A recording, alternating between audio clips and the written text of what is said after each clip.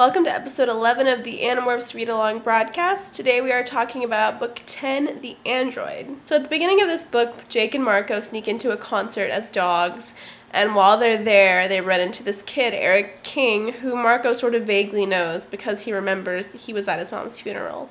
And as in Dogmorph, they can tell that there's something not quite right with Eric. He's like a black hole of smell, is the phrase they use.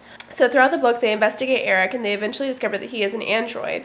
And luckily an android who is on their side and who is undercover, covertly working against the Yeerks. So the Chee are an android race created by an extinct alien race called the Pemalites. We find a little bit about the Pemalites. We know they were non-violent, peace-loving, harmonious race, and they ended up being obliterated by another race called the Howlers. So the Chee are all that remain of the Pemalites, and they too are non-violent pacifists. Apparently, the Pemalites' spirits were fused with wolves, and that's how we got dogs.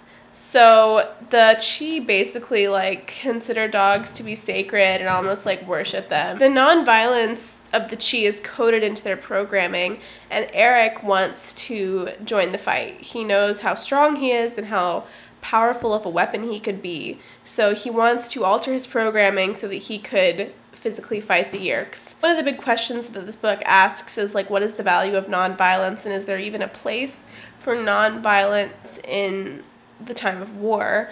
The Chee could basically beat the Yeerks in no time, but they have this value system where they don't take a life. They never have and they never will. And so for Eric to throw that away is really seen almost as a betrayal by some of his people. At the end of the book, the gang has gotten themselves into a rough situation, and it's a battle that they really can't win. Marco dies for a few seconds, and it's looking really grim. And Eric apparently saves them all while Marco is unconscious. Eric is just sobbing in the aftermath. Eric ultimately decides to step away from the fight. He does not want to commit these kind of acts again, and he wants to readopt his code of nonviolence. And I think that's something that the Animorphs might be frustrated with sometimes, because they know what a powerful weapon he could be, but for him, it's not worth it. One of the big themes of these books is how far can you go and how far should you go to win?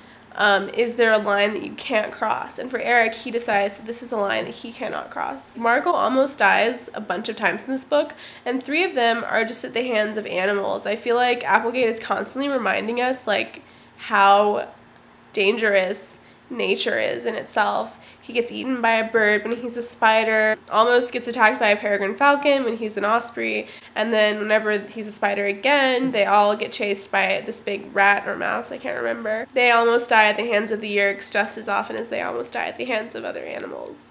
Once again, Earth, it's a tough neighborhood. The Chee, like the Ellimist from book 7, are going to be powerful allies and ultimately make a great addition to the Animorphs universe. So those are all my thoughts about Animorphs book 10, The Android. If you want to keep up with this read-along, subscribe to this channel or follow me on Twitter. The next book is book 11.